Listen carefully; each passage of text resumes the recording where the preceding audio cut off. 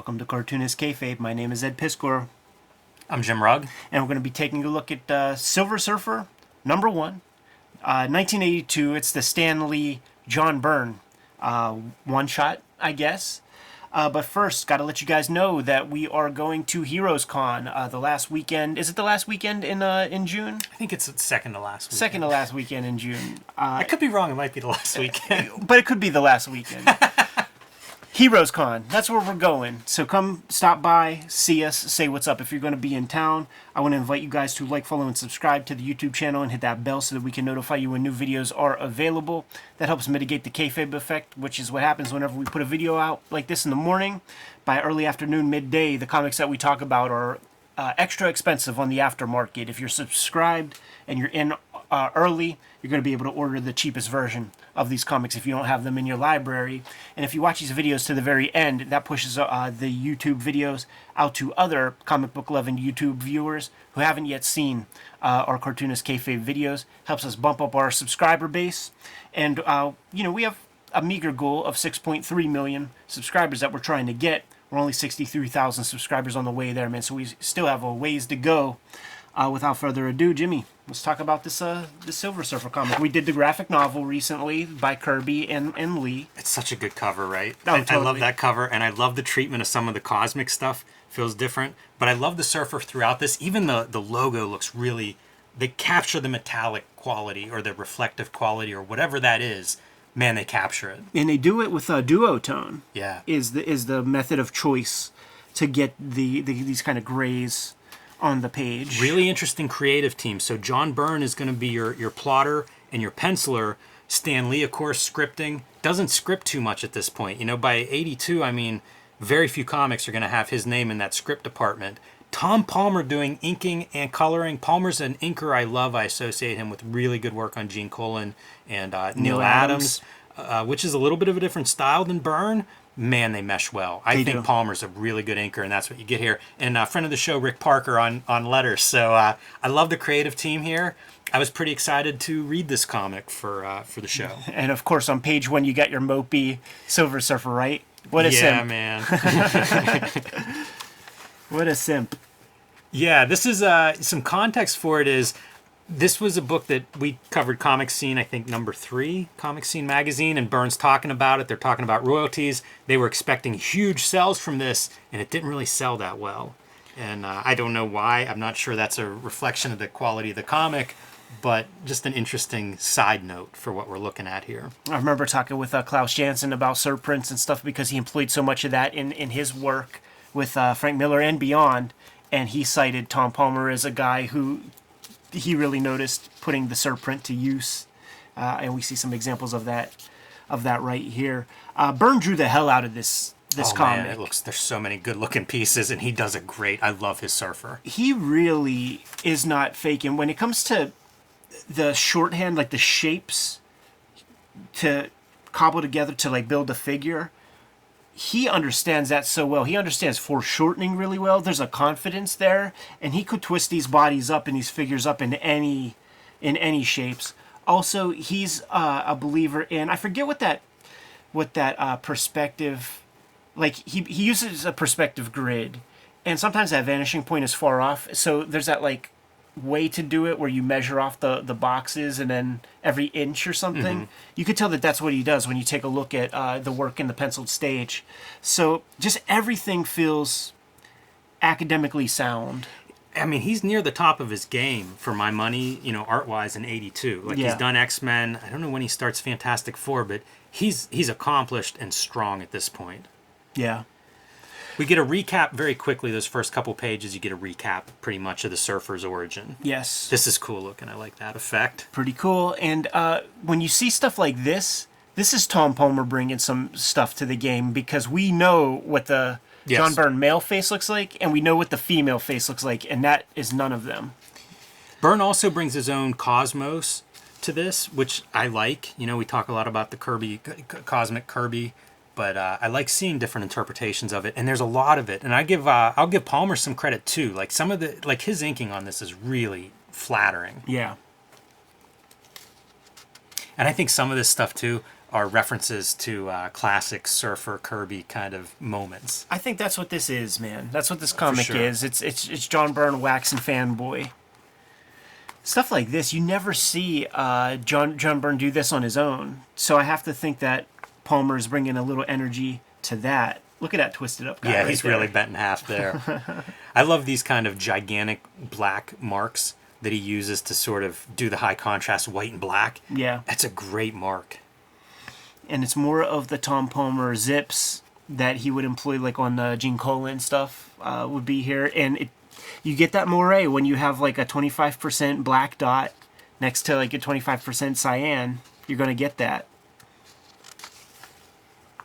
Just Paige as a surfer flying around. This is effective to me, though. That feels like speed. I know, right? And so simple.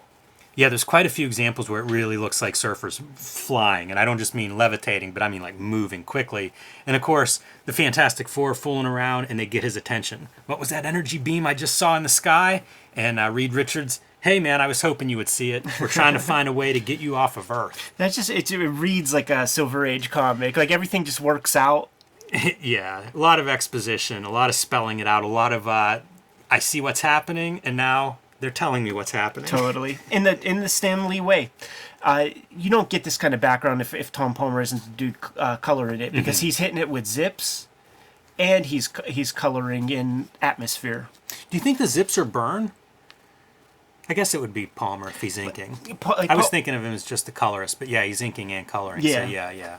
Whenever they do this stuff, right? Like here's a perspective, maybe a 3-point perspective of the city. It looks so good. It does, and I think that Byrne would not even deign to do this if he didn't have like George Perez like right out there at the same level. Like those two guys were always in the same conversation, man. So when you have this expectation in the back of your mind, you got to show and prove.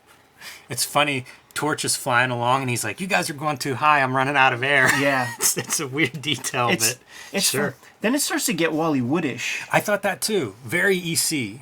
Yeah, I like that. It looks great. This comic looks great. I'm gonna be pretty critical of some of the writing and story. Yeah, this is the stuff that felt very EC. Sky Masters. Amazing. That double lighting on the face, that's right out of Wood. Yeah, with the zip. But lo and behold, it works. Yeah, he's able to get from the cosmic barrier that was put upon him by Galactus. And first thing he wants to do, man, he wants to go see his old lady, dude. He Absolutely. just got out the clink. His origin story, he sacrifices himself to save his people, his planet, and the woman he loves. But the penalty is he hasn't seen her in a while. A lot of materials being used here. I'm thinking duotone for all this cloudy stuff. I can't tell what that is. I have to see it in black and white. Yeah, I can't tell either, but that's a wild page. Yeah, it's awesome. The original place where I would see this kind of depth of field, because it could even just be a white zipatone, there was this like specific Neil Adams splash in Batman. Let me grab that real quick. So yeah, the first time I saw this kind of application would have been in Greatest Batman Stories Ever Told. Like, look at the depth of field here, and I kind of still have no idea how they did it. Is it two pieces? Like, this looks like, because there's variance in the color, like, it looks like pencil. It looks like maybe, like, see, there's like pencil grain to that.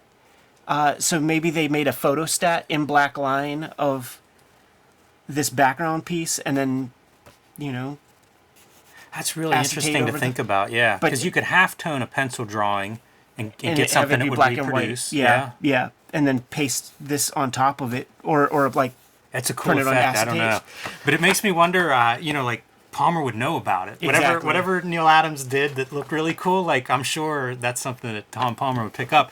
You know, the other thing that I like about Palmer is his line has an organic quality. Absolutely, it's a and hand. I really like that. Yeah. To me, it's essential. It's essential for this kind of stuff, man. You need some humanity in there. And to me, it's a difference between a Marvel and a DC book, because like the DC stuff, certainly of the Silver Age, not really of the 80s, is very antiseptic, very perfect, very clean. And Marvel was just never that. You had Ditko and you had Kirby, and it was chunky and it was raw. I often blame like the pen nibs, because I think of it as the 90s being really controlled lines, whereas that more organic quality, I don't know, man, I love it. And Robert Crumb uses a pen, man. Yeah. It's the hand. So Surfer gets back to his world, and things are ruined. On one half, man, it's the pits. On the other half, it's like the suburbs. Look at how cool that is, where the board's just barely, it's like 6 inches off the ground flying along. Sick, man. I think Byrne nails the hell out of the Surfer stuff. Absolutely.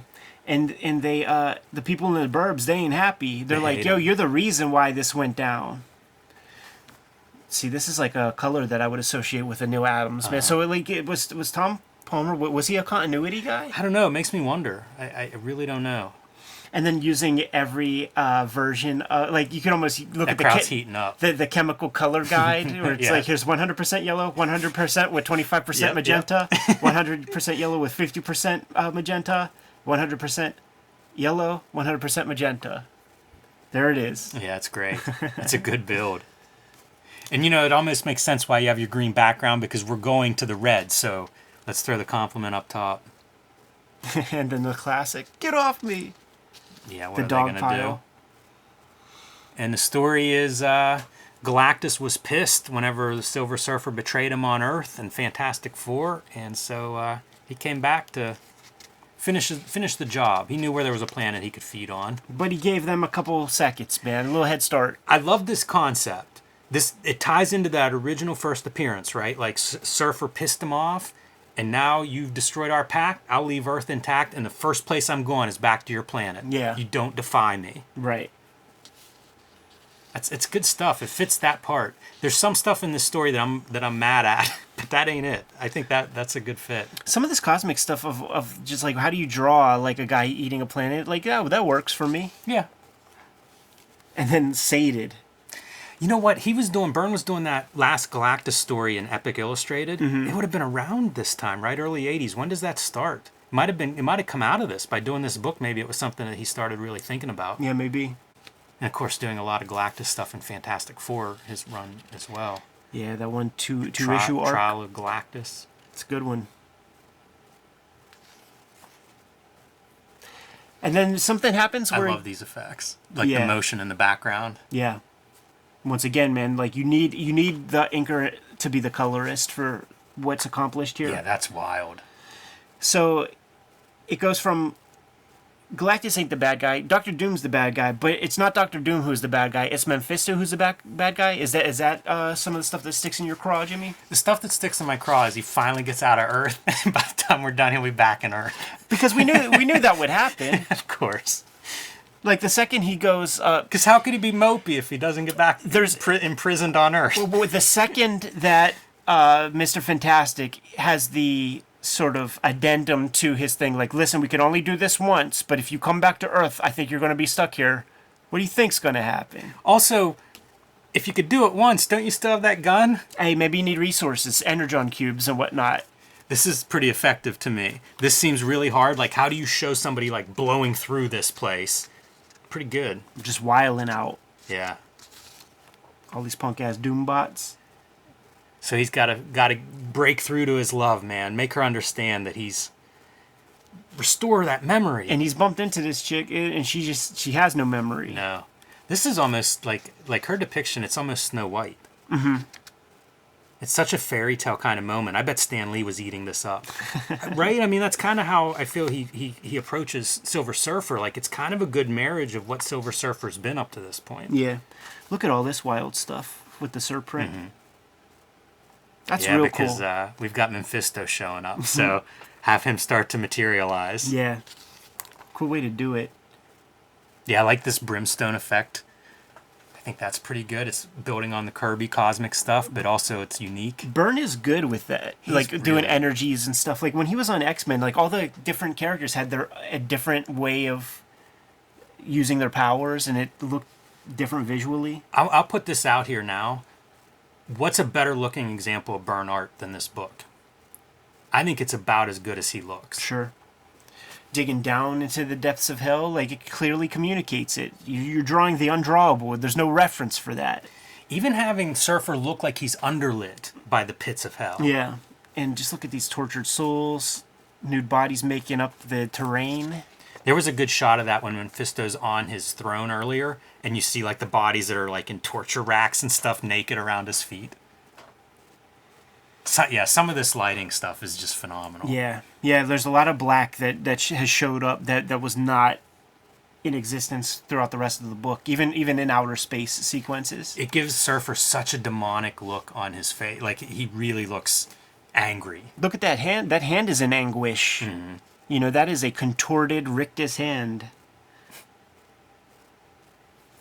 It's funny. I saw a sketch of a hand like this online just recently, like on Instagram or something, somebody's sketchbook, and that was the comment under it. Was like, wow, that looks painful. That's a piece of pop art right there. Totally. Straight Yeah. Lichtenstein piece. That's a romance comic. That's a pretty good page. Juxtaposing her with Mephisto smiling behind Hey, him. girl. Mephisto looks so creepy. He does. But he never, like, I feel like he never does anything. He's just always, he's like a boob. Like, he's the Watcher from hell. I don't know if you ever read the Daredevil, at the end of the Ann Nocenti John Romita run, there's like 5 or 6 issues where Daredevil ends up in hell and Mephisto's there and Silver Surfer comes in and it's Romita and Al Williamson art, and this comic made me think of that, and Yeah. it's one of my favorites, comics ever.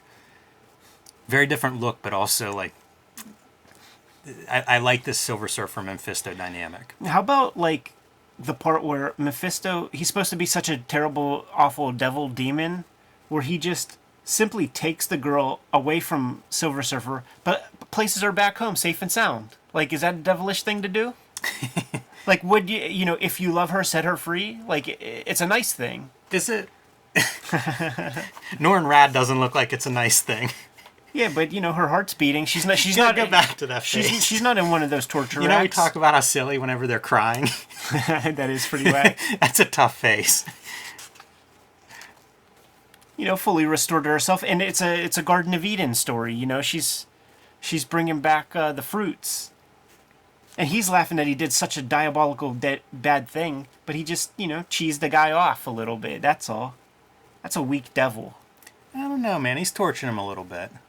I'd call that torture, right? Yeah, it's just emotional, man. You could go find another. I'm telling you, Surfer, go back to Reed and ask him to do that gun thing again. Some more of that duotone piece, man. Yeah. Fucking cool. Wonder if this is a deadline crunch, this last page. Gotta have your, like, heroic moment shot. The deadline crunch would be cropping those goddamn fingers on the panel border. Like, that's rule 1. Like, if you drew this page as a submission, that's what the editors would say. Like, no, we can't hire you, man, because you have the fingers touching the panel border. Yeah. I love the look of this book. It made me mad, though, that Surfer gets free for, like, 20 pages, and then he's back Of back course he imprisoned does. on Earth. Of Yeah, I course. guess that's how it has to go. Keep that status quo, but, man, it looks good. Doesn't this ad look like it was, like, Xerox from a 1960s? Like, it's such a low fidelity copy of a copy of a copy of a copy. Very true, but also 40 years old. Sure. Yeah. Yeah, I guess we're not spring chickens any longer. No. Although I didn't buy it off the rack, so I have that excuse. Good to go? I am. Kayfabers, like, follow, subscribe to the YouTube channel, hit the bell. We'll notify you when new vids are available. And if you're going to be at Heroes Con at the end of this month, make sure you stop by. Fly your Kayfabe flags, man, and say hi to Jimmy and myself. What do we got out there, Jim? Hulk Grand Design Monster and Hulk Grand Design Madness are in comic shops now. It is the retelling of the 60-year history of the Incredible Hulk. I'm writing, drawing, lettering, all that stuff. Perfect for a first-time Hulk reader or a long-time Hulk fan. Also, join me on patreon.com/JimRugg, where you can download some of my out-of-print zines and mini-comics and see a lot more of my comic book art. Red Room Trigger Warnings, issue 1, 2, 3, and potentially issue 4 are on the stands as we speak. Murder on the Dark Web for Fun and Profit is the name of the game in Red Room Comics. If you see an issue, scoop it up because they're all self-contained, so if you dig it, sample another. The comic is banned in more than 28 countries. It's banned in more than 10 comic shops. So if you see it out there, scoop it up. Don't take it for granted. Or just hit up my link tree in the description below this video. And you can order and pre-order current and future Red Room comics. You can hit up my Patreon, patreon.com/headpiscore, to read the comics online. More than 200 pages up there as we speak. New pages every Tuesday. $3 for the whole archive. Jimmy, what else do we have out there? Subscribe to the Cartoonist Kayfabe e-newsletter at the links below this video. You can also find Cartoonist Kayfabe t-shirts and merchandise at the links below this video. That's another great way to support the Cartoonist Kayfabe channel and a great way to adorn yourself when you make it down to Heroes Con. Give them those marching orders, Jimmy. We'll be on our way. Read more comics.